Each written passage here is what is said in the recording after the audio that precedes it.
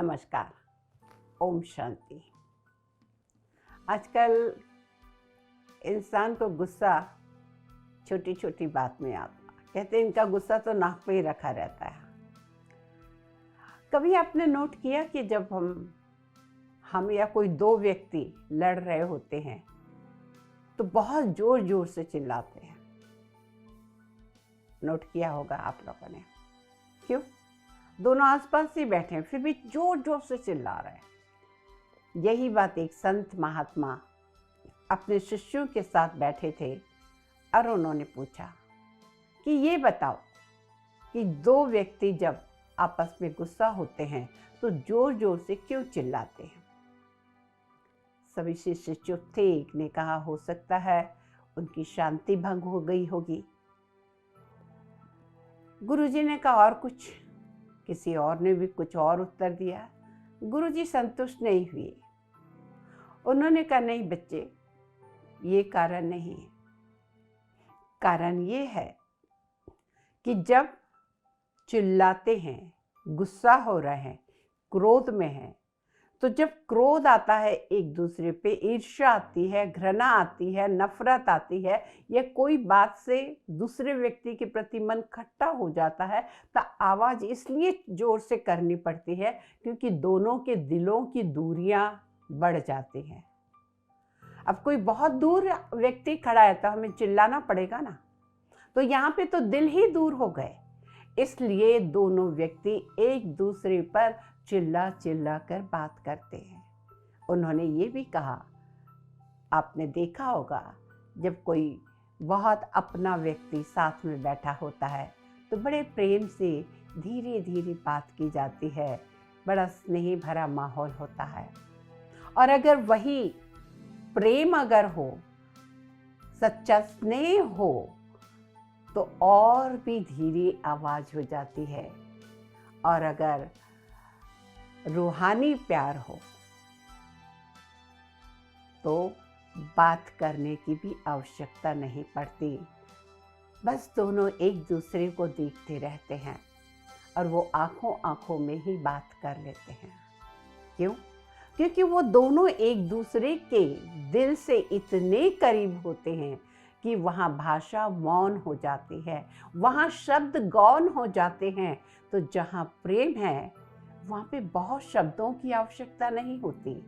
जहाँ अपनापन है, जहाँ किसी के प्रति शुभ भावना है, दिल में कोई आगे बढ़ रहा है, बहुत खुशी हो रही है, प्रेम है, वहाँ पे इंसान ऊंची आवाज़ में बात नहीं करता। आप अपने आप से पूछिए, आप जब गुस्सा करते हैं तो क्या आप भी चिल्लाने लगते हैं?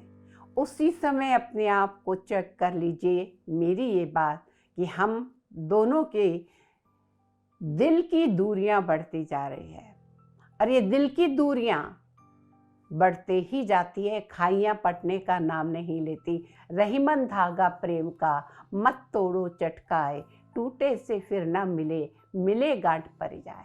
एक बार प्रेम रूपी धागा तोड़ दिया, दोबारा पहले जैसे नहीं मिलता। अगर मिलेगा भी तो गांठ पड़ जाएगी और वो गांठ सुई की छेद में से नहीं निकलती। वो धागा सिलाई करने का काम नहीं करता। कहने का तात्पर्य, कभी भी अपने आपे से इतना ज़्यादा मत खो जाइए कि दिल की दूरियां बढ़ जाए और लौटना मुश्किल हो जाए। क्योंकि संबंध बनाने में सारा जीवन लग जाता है, लेकिन टूटने में कुछ पल ही लगते हैं, कुछ शब्द ही होते हैं। जरूरी नहीं है कि तलवार की घाव से रिश्ते टूटते हैं या कोई मर जाता है, या किसी गोली से, बंदूक से, किसी और बड़े प्रहार से किसी का खून होता है। कई बार शब्द भी हमारे किसी किसी को मार डालते हैं।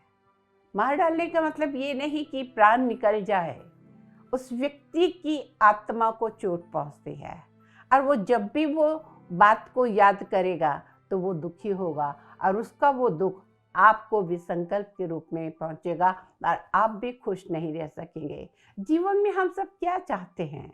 प्रेम, एकता, सब मिलजुल कर रहे।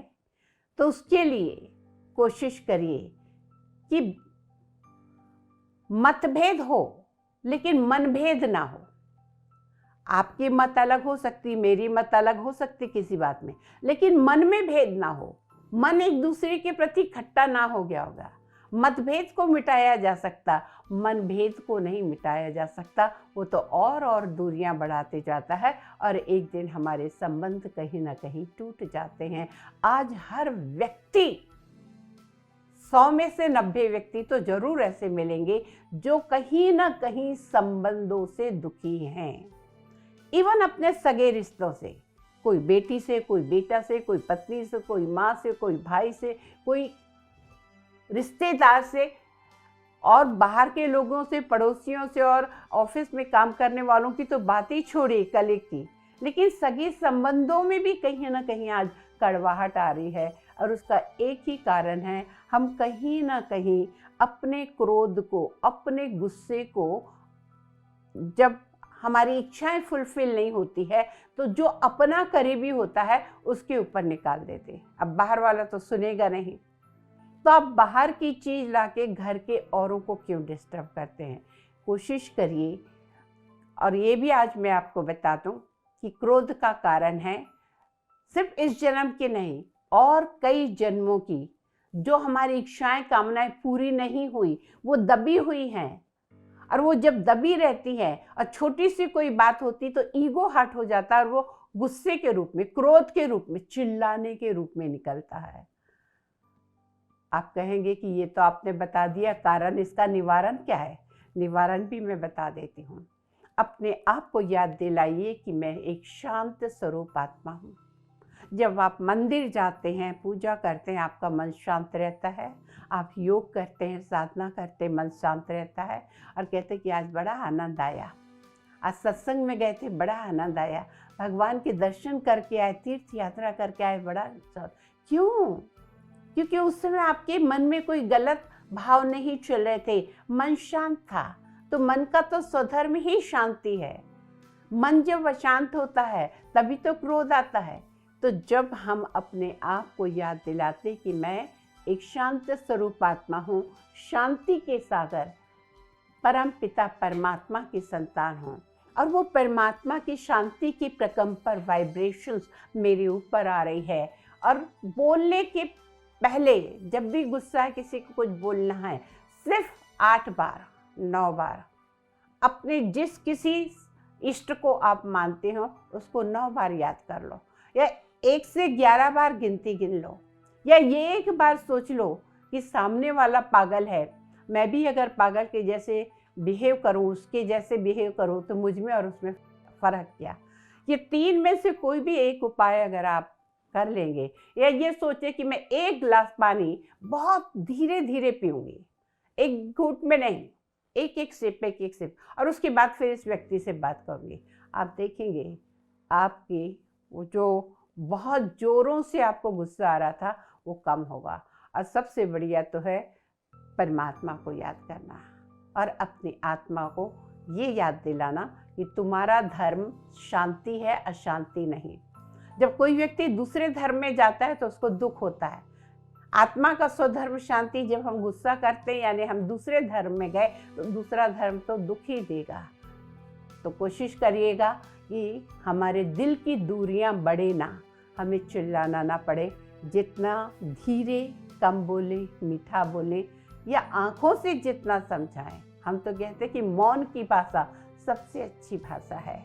मौन की भाषा से इतना कुछ आप कर सकते हैं, एक चुप 100 सुख।